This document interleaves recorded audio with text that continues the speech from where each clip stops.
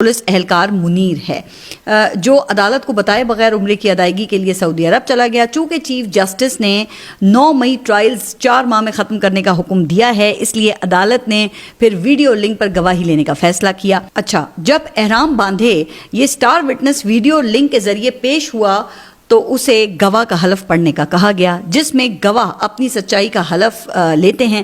یہ پڑھتے پڑھتے جب وہ اس جملے پر پہنچا کہ اگر میں جھوٹ بولوں تو مجھ پر اللہ کا قہر نازل ہو، تو اس نے یہ جملہ چھوڑ دیا۔ جب اسے یہ جملہ پڑھنے کا کہا گیا تو پہلے وہ انکار کرتا رہا، لیکن جب اصرار کیا گیا تو اس نے ترمیم کرتے ہوئے جملے میں اس کو کچھ اس طرح سے پڑھا کہ اگر جھوٹ بولوں تو اللہ مجھ سے ناراض ہو۔ لیکن اس پر پاکستان تحریک انصاف کے جو وکیل تھے انہوں نے اعتراض اٹھایا، جس کی وجہ سے گواہی ریکارڈ نہیں ہو سکی۔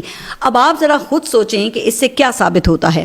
اگر وہ سچا ہے تو پھر احرام میں حلف لینے سے انکار کیوں؟ اور اگر سچا نہیں ہے تو 2 سال سے جھوٹی گواہی پر عمران خان اور دیگر جو پاکستان تحریک انصاف کے رہنما ہیں ان کو 9 مئی کے کیسز میں کیوں قید میں رکھا ہوا ہے؟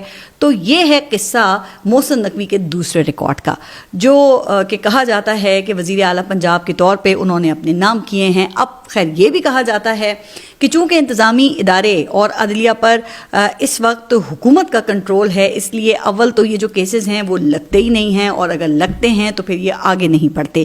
ریاست کے اس ٹوٹل کیپچر کو پھر ڈنکے کی چوٹ پر سیلیبریٹ بھی کیا جاتا ہے۔ اچھا، ابھی یہ 2-3 دن پہلے اسلام آباد ہائی کورٹ کے نئے چیف جسٹس کے اعزاز میں ہائی کورٹ بار ایسوسی ایشن نے ایک عشائیہ دیا۔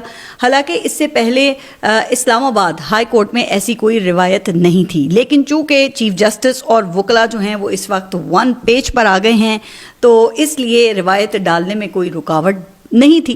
حالانکہ اسلام آباد بار کے عہدیدار 26ویں آئینی ترمیم کے خلاف مہم چلا کر منتخب ہوئے تھے، لیکن منتخب ہونے کے بعد انہوں نے بار کی طرف سے 26ویں ترمیم کے خلاف کیس بھی واپس لے لیا۔ اب انہوں نے چیف جسٹس اسلام آباد ہائی کورٹ کے عشائیے پر 50 لاکھ روپے کا خرچہ کیا۔ پھر اس تقریب میں جنگی ترانے چلائے گئے جیسے کہ کوئی بہت بڑا مارکا سر کیا ہو۔ ویسے مارکا تو سر کیا ہے، لیکن دشمن ملک کے خلاف نہیں، بلکہ اسلام آباد ہائی کورٹ کے ان 5 ججز کے خلاف جنہوں نے ایجنسیوں کی مداخلت پر سپریم کورٹ کو خط لکھا تھا، جس کے بعد ہائی کورٹ میں تبدیلی کا آغاز ہوا۔ باہر سے چیف جسٹس ٹرانسفر کر کے خط لکھنے والے ججز کی سینیورٹی کو بدلا گیا۔ اب یہ کام مکمل ہوا تو جشن منا کر، جنگی ترانے چلا کر ان کو پیغام دیا کہ جاؤ جو کرنا ہے کر لو۔ کچھ اسی طرح کا پیغام خیبر پختونخوا کی حکومت نے ویسے اپنے جو ناراض کارکنان ہیں ان کو بھی دیا ہے۔